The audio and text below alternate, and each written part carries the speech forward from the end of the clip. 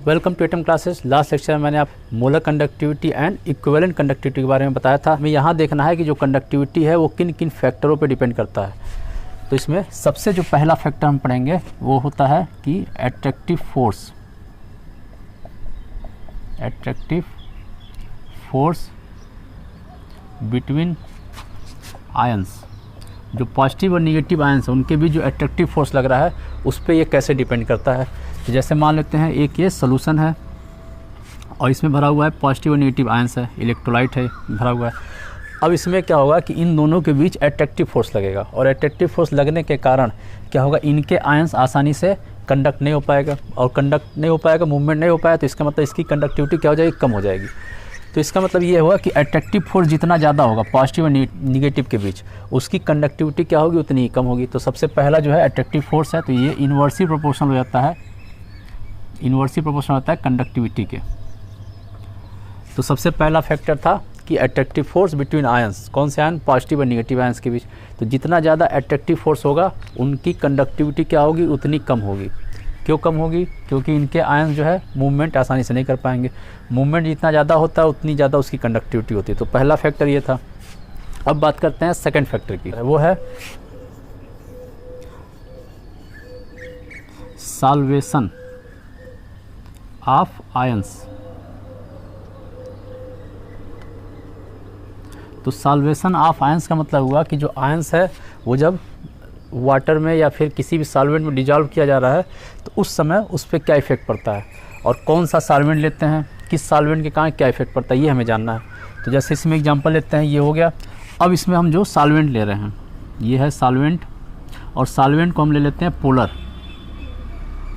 तो अगर यहाँ पोलर सॉल्वेंट लेते हैं तो पोलर सॉल्वेंट का मतलब क्या हुआ कि ऐसा सॉल्वेंट जिसमें खुद जो है पॉजिटिव और नेगेटिव आयंस में डिसोसिएट हो सकता है। पोलर का मतलब यही हुआ कि ए और बी ये है, तो इस पर क्या होगा, पार्शली नेगेटिव है, एक पे पार्शली पॉजिटिव होगा, तो इसी को बोलते हैं पोलर।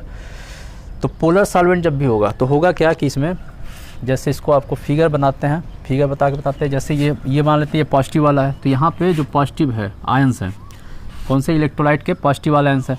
अब इसके पास ये जो सॉल्वेंट है ये इसके पास जाएगा, इसके चारों तरफ इसको घेर लेगा। और कैसे घेरेगा, इसका निगेटिव पोर्शन वाला यहाँ जाएगा। तो यहाँ पर इसका ए बी इस तरह से ये इसके चारों तरफ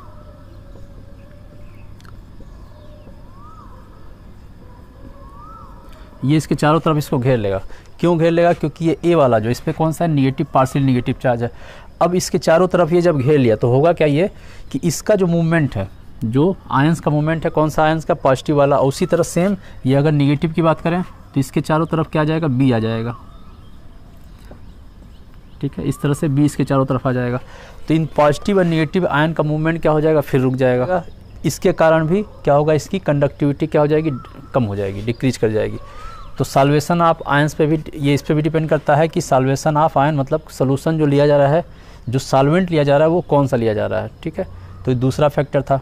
अब बात करते हैं थर्ड फैक्टर की। तो तीसरा फैक्टर हम लेते हैं कंसंट्रेशन। तो कंसंट्रेशन में हमें क्या देखना है कि जैसे मान लेते हैं ये सोल्यूशन है, इलेक्ट्रोलाइट सोल्यूशन है, पॉजिटिव और नेगेटिव है। अब इसका कंसंट्रेशन हाई है। तो कंसंट्रेशन हाई कहने का मतलब है कि इसमें जो सॉल्यूट के पार्टिकल है वो ज़्यादा है। अब सॉल्यूट के पार्टिकल अगर ज़्यादा होंगे तो क्या होगा, इनका मूवमेंट कम हो जाएगा। ठीक है, अब इसमें दोबारा क्या करते हैं, यहाँ पर इसमें सेम इसी को ज़्यादा हम वाटर ले लिए, वाटर या फिर मान लेते हैं सॉल्वेंट ज़्यादा ले लिए। अब इसमें पॉजिटिव और निगेटिव के बीच जो है मूवमेंट, इन दोनों की मूवमेंट ज़्यादा हो जाएगा क्योंकि इनको अब एरिया ज़्यादा मिल गया मूवमेंट का। ठीक है, इसको एक दूसरे तरीके से भी कह सकते हैं कि अगर इनका वॉल्यूम कम होगा, मतलब ये अगर हाई कंसंट्रेशन होगा तो इस पॉजिटिव और निगेटिव के बीच क्या होगा, एट्रैक्टिव फोर्स ज़्यादा लगेगा। ठीक है, लेकिन जब ये ज़्यादा हो जाएगा, जब सॉल्वेंट जब ज़्यादा इसको ले लेंगे तो क्या होगा, इनके आयंस जो हैं पॉजिटिव और निगेटिव आयंस ये क्या हो जाएंगे, दूसरे से दूर चले जाएंगे, और दूर चले जाएंगे तो इनका एट्रैक्टिव फोर्स घट जाएगा। तो इसका मतलब ये कि कंसंट्रेशन बढ़ाने पर, ठीक है, कंडक्टिविटी क्या होती है, घट जाती है। ठीक है, कंसंट्रेशन बढ़ाने पर कंडक्टिविटी घट जाती है, 1/, कंडक्टिविटी। या फिर इसको ऐसे लिख सकते हैं कि कंडक्टिविटी इन्वर्सली प्रोपोर्शनल होता है कंसंट्रेशन के। और कंसंट्रेशन अगर ज़्यादा है तो कंडक्टिविटी कम है, और कंसंट्रेशन ज़्यादा है तो एक चीज़ और कर सकते हैं कि वो उसका डाइल्यूशन कम है। इसमें पानी मिला रहे हैं तो इसको, इस प्रोसेस को बोलते हैं डाइल्यूशन। तो कंसंट्रेशन जो कंडक्टिविटी है वो डायरेक्टली प्रोपोर्शनल हो जाएगा डाइल्यूशन के। तो इसमें सेम इसी को एक दूसरे तरीके से लिख सकते हैं कि जो कंडक्टिविटी है, चालकता, वो डायरेक्टली प्रोपोर्शनल हो जाएगा डाइल्यूशन के, क्योंकि डाइल्यूशन का मतलब होता है इसमें क्या कर रहे हैं और पानी मिला रहे हैं, सॉल्यूट का अमाउंट कम कर रहे हैं। ठीक है, तो सॉल्यूट का अमाउंट कम करने का मतलब कंसंट्रेशन को कम कर रहे हैं। ठीक है, इसके लिए यहाँ पर इसका एक फार्मूला भी लास्ट लेक्चर में बताया गया था, lambda m equal to K/C, ये आ रहा था फार्मूला। तो C कंसंट्रेशन ही था, कंसंट्रेशन के इन्वर्सली प्रोपोर्शनल था। यहाँ पे C ना होके था m था, और दूसरा इक्वलेंट में K divide by normality into 1000 ये था। तो जो m है मोलरिटी है, नॉर्मेलिटी, ये दोनों क्या था, एक तरह से कंसंट्रेशन को ही डिनोट करते हैं। तो ये दोनों क्या था, इन्वर्सली प्रोपोर्शनल है इसके। ठीक है, तो इसका तीसरा फैक्टर ये है कि कंसंट्रेशन के इन्वर्सली प्रोपोर्शनल होता है। कंसंट्रेशन जितना ज़्यादा होगा इसकी कंडक्टिविटी, चालकता जो है उतनी ही कम होगी। ये 3 फैक्टर हैं। अब बात करते हैं फोर्थ फैक्टर की। फोर्थ फैक्टर हम लेते हैं टेम्परेचर। तो टेम्परेचर में क्या होगा कि टेम्परेचर इसका बढ़ाते हैं। ठीक है, टेम्परेचर का बढ़ाएंगे तो ये जो आयंस है इसकी काइनेटिक एनर्जी जो है वो क्या हो जाएगा, इंक्रीज कर जाएगा।